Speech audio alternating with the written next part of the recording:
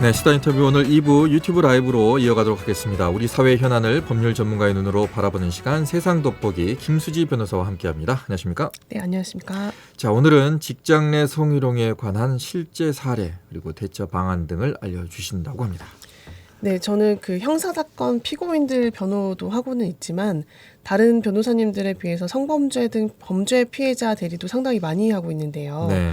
그 변호사들이 형사사건 가해자들만 주로 변호를 하는 것으로 알고 계시지만 최근에는 피해자들도 변호사를 선임해서 대응하는 경우들이 많이 있습니다. 그 형사소송법이 개정이 되면서 수사권이 조정이 됐잖아요. 그래서 네. 이제 검찰에 곧바로 고소장을 제출해서 수사를 받도록 할 수 없는 사건들이 좀 많아지면서 피해자들을 위한 변호사 역할이 좀 더 커지고 있습니다. 그래서 오늘은 그 중에 직장 내 성희롱 피해 사례와 법적 대응 방안 등에 대해서 좀 알려드리고자 합니다. 아, 요즘에 이게 많을 거예요. 예, 네. 많을 거라고 예상이 되고요. 또 끙끙 앓고 계신 분들도 많을 거라고 그렇습니다. 생각을 합니다. 네. 자, 실제 직장 내 성희롱 피해자들 대리도 많이 하셨다고 이제 말씀하셨는데 네네. 실제 사례를 좀 알려주시죠. 네, 오늘 실제 사례를 좀 알려드리고 직장 내 성희롱 유형과 대처 방안을 좀 알려드리려고 하는데요. 이제 제가 알려드릴 사례는 광주광역시에 있는 한 법인에서 있었던 일이고 제가 실제로 지금 대리를 하고 있는 사안입니다. 이제 피해자분한테 이제 양해를 구해서 이 사안을 좀 소개를 해드리기로 했어요. 네. 왜냐하면 다른 비슷한 피해자분들이 계실 수가 있고 지금도 아까 말씀하셨듯이 좀 직장 내에서 성희롱 피해를 당하고도 좀 끙끙 앓고 계신 분들이 많으실 거예요. 네. 그래서 이제 광주광역시로부터 관광 관련 사업을 위탁받아서 운영하고 있는 한 사단법인입니다. 근데 이제 피해자분은 이제 막 대학을 졸업한 사회 초년생이에요. 네. 첫 직장에 이제 채용이 되신 거예요. 그래서 근무한 지 이제 일주일밖에 되지 않았을 때였는데요. 사실상 이 가해자가 최상급자였어요. 상근직 중에서는. 네. 그래서 이제 일주일 됐을 때 근로계약서를 써야 해서 근로계약서를 쓰자고 피해자를 회사 내 자신의 사무실 방으로 따로 불렀습니다. 이제 문이 있는 이제 다른 방이거든요. 네. 피해자로서는 근로계약서를 쓰기 위해서 자신의 상급자를 찾아갔으니까 얼마나 긴장하고 또 첫 그렇죠. 이제 근무지니까 좀 설레기도 했을 거 아니에요. 그래서 이제 피해자는 관광을 이제 전공을 하고 그쪽 분야로 나가고 싶어서 이 회사에 취업을 한 것인데 이제 드디어 첫 출근을 할 수 있게 된 것이죠. 특히 이제 대학 때 따르던 교수님께서 직접 이 회사에서 근무해 볼 것을 추천을 해주셨던 거예요. 이야. 그래서 더 신뢰를 하고 이제 기대를 안고 이제 뭐 출근을 해서 일을 하고 있었던 것입니다. 근데 그 상황에서 성희롱을 당한 겁니까? 네, 그렇습니다. 이제 가해자가 피해자를 자신의 방으로 이제 들어오도록 했잖아요. 예. 근데 이제 가해자는 근로계약서를 이제 작성하다 말고 갑자기 이제 광주광역시 뭐 기관에서 일해볼 생각은 없는지 일해볼 생각이 있다면 본인이 추천해줄 수도 있다라고 이야기를 하면서 이제 피해자의 허벅지와 손을 자꾸만 이제 만지기 시작하는 겁니다. 그래서 가해자가 피해자에게 내가 너 예뻐해도 돼? 라고 이제 물었어요. 이렇게 만지면서. 근데 이제 피해자로서는 나이로 치자면 아빠뻘 되는 이 가해자가 그렇게 물으니까 좀 당황스러웠지만 이분이 가해자가 최상급자였거든요. 그래서 단호하게 거절하기가 어려워서 예뻐해 주시면 감사하죠 라고 대답을 했어요. 네. 자, 이렇게 사회 초년생인 피해자를 상대로 직장 내 성희롱을 한 걸로 지금 변호사님께서는 보고 계시는 거잖아요.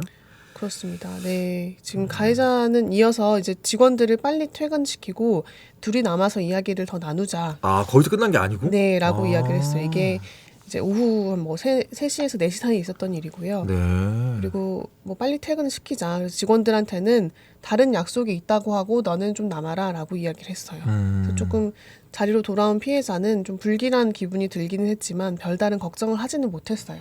근데 이제 그 가해자가 담배를 하는 모양이에요, 원래. 그래서 이제 가까이 갔을 때 좀 담배 냄새가 났던 모양이죠. 네. 근데 이제 갑자기 그 이후에 퇴근하기 전에 본인 자리 쪽으로 와서 뭐 껌 있냐고 껌을 찾는 거예요. 뭐 그래서 어떤 다른 직원이 껌은 없고 사탕은 있다라고 했더니 그거라도 줘봐 하면서 사탕을 이제 받아서 갔다고 해요. 그때 이제 뭔가 피해자 입장에서는 불길한 기분이 들었다고 해요. 근데 이제 뭐 별다른 뭐 이상한 걱정을 하지는 못했대요. 왜냐면 단 한 번도 그런 일을 당해본 경험이 없으니까요. 근데 이제 가해자가 직원들을 진짜로 일찍 퇴근을 시키더니 피해자로 하여금 자신의 방에 들어오도록 한 후에 모두가 이제 빠져나간 사무실에서 맨 바깥에 철문이 있거든요. 외부 철문을 안쪽에서 잠갔어요. 그리고 중간 문이 있고 또 자신의 방문까지 있는데 이거는 의도가 있는 거네. 네, 문 3개를 모두 잠갔습니다. 피해자는 안에 있었고요. 그런 다음에 이제 피해자에게 자신의 이제 옆자리로 가까이 오라고 해요. 뭐 소파도 있고 한데 자기 그 의자에 앉아가지고 책상 앞에 앉아서 가까이 오라고 해가지고 앞서 이야기한 대로 광주광역시에 취업을 원하면 자신이 추천해줄 수 있다라는 이야기를 또 하기 시작하는 거예요. 근데 계약직으로 채용된 피해자에게 직장 내 최상급자인 가해자가 취업 관련 이야기를 운운하면서 이제 피해자의 또 허벅지를 또 만지고 눈, 코, 입 등 얼굴을 만지면서 눈 너무 예쁜데 네. 수술했어? 코 예쁜데 수술했어? 이렇게 물어봐요. 그래서 이제 급기야는 이제 자신에게 뽀뽀를 해달라고 요구를 하는데요. 피해자가 너무 싫어서 이제 싫다고 하자 자기는 자기 딸이랑도 아직까지 뽀뽀를 하고 지냈는데 너는 왜 못 해주냐라고 하면서 집요하게 요구를 계속했다고 합니다. 네. 그래서 피해자는 자신은 아빠랑도 뽀뽀를 하지 않는다라고 하면서 단호히 거절을 하고 이제 막 뒤로 물러나는 행동을 했었나 봐요. 단호하게 거절했는데 계속해서 추행은 이어졌고 계속해서 만지고 뭐 그런 행동을 계속 이어나갔다고 합니다. 피해자가 상당히 충격을 많이 받았겠는데요. 네, 또 문이 다 잠겨 있었잖아요. 불도 다 껐다고 해요.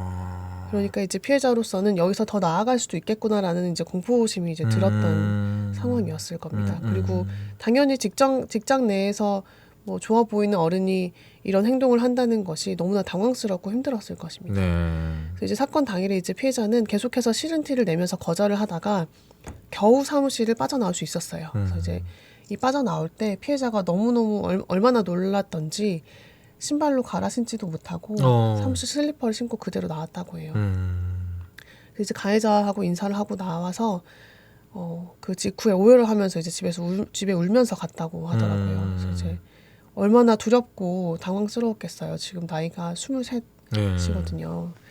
그래서 이제 가해자는 피해자에게 또 집으로 갈 것처럼 말을 하기도 했다고 해요. 근데 이제 그 근로계약서에 보면 뭐 주소가 나와 있잖아요. 이게 농담식으로 던진 말이었는데 뭐 집에 놀러 가도 돼? 약간 이런 식의 이야기를 했었다고 하더라고요. 집에 보호자가 없습니까? 혼자 자취를 하고 있었습니다. 네. 그래서 집으로 찾아올까봐 두려워서 이제 밤새 잠도 한숨 못 잤고 그 뒤로 이제 계속 그게 두려워서 혼자 지내지 못하는 상태가 됐거든요. 네. 그래서 피해자가 사건 당일에 큰 충격을 받고 이제 다음 날부터 출근을 하지 못하게 됐습니다. 그래서 현재까지도 우울증, 뭐 공황장애, 불안장애 등 정신과 치료를 꾸준히 받고 있고 네.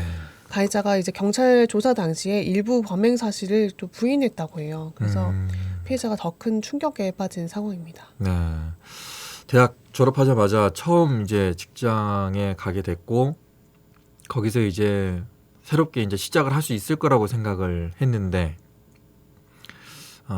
사회적 지위가 좀 낮고 고용의 불안한 점을 이용해서 계약직이니까 네. 이렇게 성추행을 한 거네. 성희롱을 한 거고. 그렇습니다. 예. 네, 그래서 이렇게 됐을 경우에 피해자가 이제 울고만 있을 수는 없습니다. 예. 네. 대처를 해야 됩니다. 어떻게 해야 됩니까? 그렇죠. 보통은 이런 경우에 다음날 아무렇지 않게 이제 출근을 해서 가해자를 또 마주하는 경우들도 있어요. 그렇죠. 네, 근데 너무 고통스럽거든요. 그래서 생각이 나게 되니까. 버티다가 또 이제 나중에서야 고소를 하시는 경우들도 있고 막 그래요. 근데 이 피해자분은 도저히 다음날 또 나갈 수가 없어서 이제 출근을 본인이 안 했던 것이잖아요. 먼저는 이제 직장 내 성희롱 및 추행 피해를 당한 경우에는 형사 고소를 하실 수가 있는데요. 이 사건의 경우에도 피해자는 가해자에게 바로 문자로 이 사건으로 인해서 출근하지 못하겠다라는 사정을 분명히 이야기를 했고 사건 다음날 곧바로 경찰서에 찾아가서 업무상 강제추행 등으로 고소를 했습니다. 그래서 이 사건은 지금 직장 내 성희롱만 있었던 것이 아니라 강제추행 등 형사처벌 대상이 되는 범죄까지 저질렀기 때문에 형사고소를 먼저 했던 것인데요. 그 추행 등 성폭행 피해 없이 직장 내 성희롱 피해만 당한 경우에는 형사 고소나 고발이 좀 불가하기 때문에 노동청에 진정을 해야 합니다. 네. 이 직장 내 성희롱과 강제추행, 그러니까 성희롱과 강제추행의 그 차이점을 좀 알려주시죠. 네, 그 남녀고용평등법에서 직장 내 성희롱을 규정을 하고 있는데요. 네. 그 남녀고용평등법상의 직장 내 성희롱에 관한 정의를 살펴보면 사업주, 상급자 또는 근로자가 직장에서의 지위를 이용하거나 업무와 관련하여 다른 근로자에게 성적 원동 등으로 성적 굴욕감 또는 혐오감을 느끼게 하거나 성적 언동 또는 그 밖의 요구 등에 따르지 아니하였다는 이유로 근로 조건 및 고용에서 불이익을 주는 것을 말합니다. 네, 말씀드린 사안의 경우를 보면 피해자의 허벅지나 얼굴, 손 등을 만진 것은 형법상 위력에 의한 강제추행 및 직장 내 성희롱에 포괄적으로 해당이 됩니다. 네. 그리고 얼굴을 만지면서 이제 수술했냐, 너무 예쁘다라고 묻거나 자신의 볼에 뽀뽀해달라라고 조르는 행위 등만 따지자면 추행에 해당하진 않지만 이 부분의 행위는 직장 내 성희롱에 해당하는 것입니다. 네. 만지거나 하지 않고 이제 언어적으로 하는 부분들 있잖아요. 신체적인 접촉이 가면 추행, 네네. 언어적으로 가면 희롱. 단순히 따지자면 그렇게도 볼 수도 있겠습니다. 예. 네. 직장 내 성희롱 형사 고소나 고발이 불가능하다고 지금 네. 말씀하셨잖아요. 네네. 그러면 직장 내 성희롱에 대해서는 어떤 식으로 처벌을 받게 해야 됩니까? 형사처벌 규정은 따로 없는데요. 남녀고용평등법상 사업주에게 직장 내 성희롱 발생 시에 일정한 의무를 부여하고 있어요. 그래서 누구든지 직장 내 성희롱 발생 사실을 알게 된 경우에는 그 사실을 해당 사업주에 신고할 수 있거든요. 그러니까 네. 여기서 규정을 보면 누구든지라고 돼 있어요.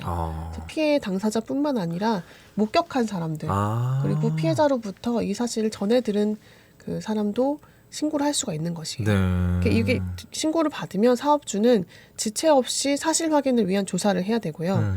또 조사 기간 동안에 실제 피해가 있었는지 여부가 확정되기 전까지는 피해 근로자 등을 보호하기 위해서 필요한 경우에는 피해자에 대해서 근무 장소의 변경 그리고 유급휴가 명령 등 적절한 조치를 취해줘야 됩니다. 네, 그리고 피해 근로자가 나 유급휴가 싫고 그냥 난 나오고 싶어요. 난 당당하니까. 이렇게 말을 했을 때 아니 너 그냥 좀 쉬어 라고 하는 그런 피해자의 의사에 반하는 조치를 해서는 안 되고요. 아하. 또 사업주는 조사 결과 이 직장 내 성희롱 발생 사실이 확인된 때에는 피해 근로자가 요청을 하면 근무 장소 변경 그리고 배치 전환, 유급휴가 명령 등 적절한 조치를 취해줘야 되고요.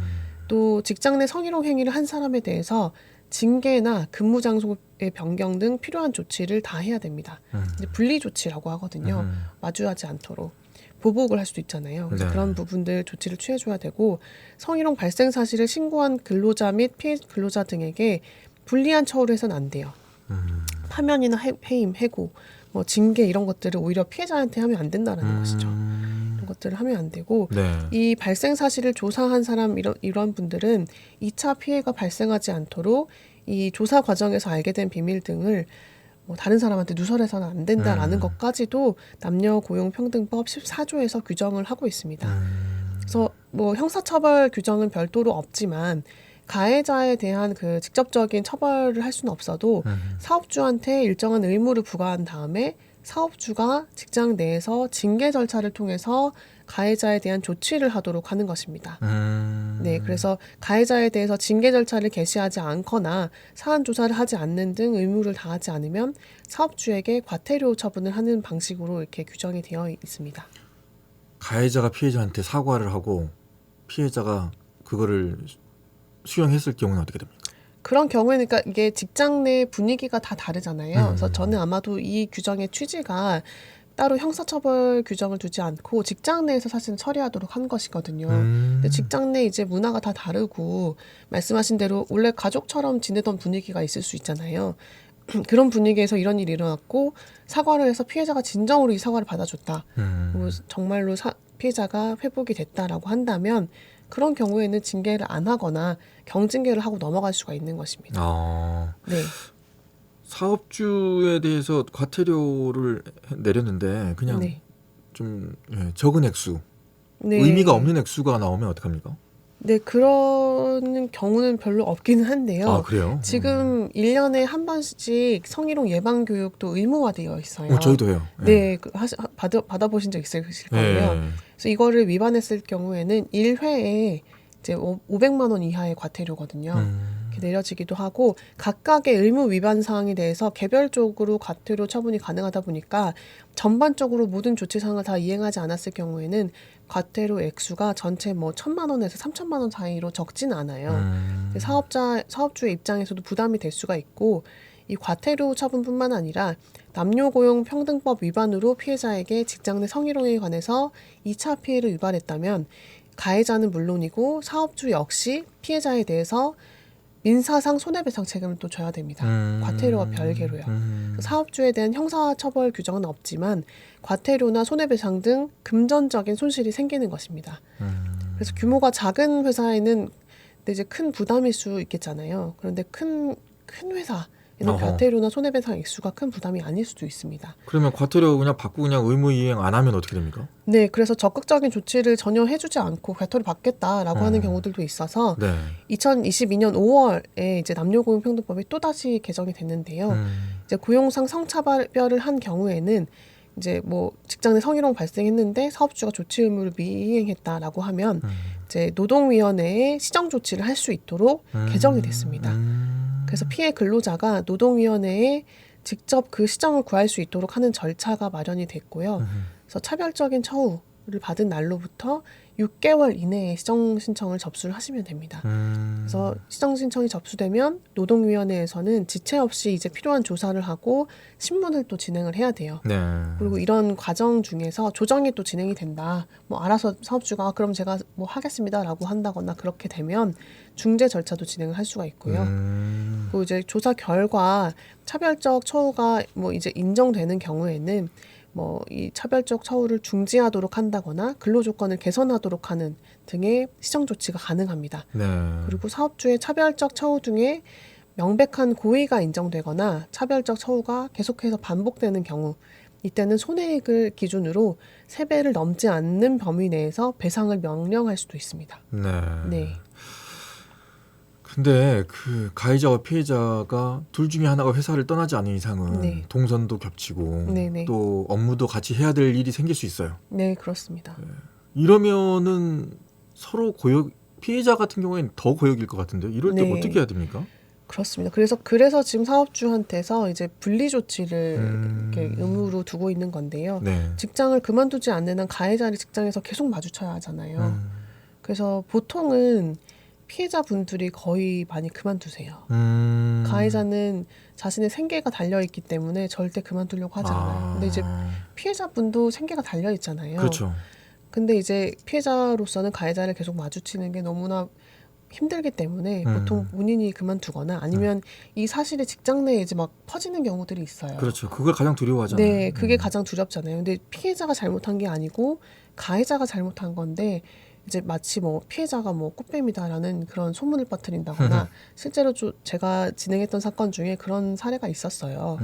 피해자가 꽃뱀이어서 뭐 가해자 뭐 누구를 꼬셔가지고 이런 사태를 만든 것이다라는 이야기들도 있었거든요. 소문으로 이제 만드는 거죠. 네, 그렇습니다. 그래서 제일 중요한 것이 가해자에 대한 뭐 징계나 처벌도 중요하지만 직장에 잘 복귀해가지고 다시 정상적인 생활을 할 수 있도록 하는 것이 가장 중요해요. 그래서 직장 내 분위기라든지 어떤 그 시스템을 잘 만들어두는 것이 필요해서 그 제가 앞서 말씀드린 것처럼 그냥 넘어가면 계속 오랜 생활, 직장 생활을 할 수가 없거든요. 그렇죠. 그래서 이런 일을 당하시면 반드시 정신과에 가셔가지고 심리 상담을 좀 받아보시고 약물 치료가 필요하면 약물 치료도 병행을 하셔야 됩니다. 네, 그렇게 해서 좀 회복을 하셔야 돼요. 일단은 이런 상황이 있으면 참지 말고 일단 절차는 밟아야 되는 거잖아요. 네, 그렇습니다. 이 절차를 밟으실 때 혼자서 싸우기는 너무 힘드시잖아요. 그래서 요즘에는 피해자분들도 변호사를 선임해서 대응하는 경우들이 있다고 제가 앞서 말씀드렸는데 네. 피해자분들도 뭐 노무사나 변호사를 이렇게 선임하실 수가 있어요. 그래서 선임을 하셔가지고 적절한 도움을 받으시면 피해자분이 막 싸우는데 막 힘을 쏟을 수가 없어요. 너무 지금 맞아요.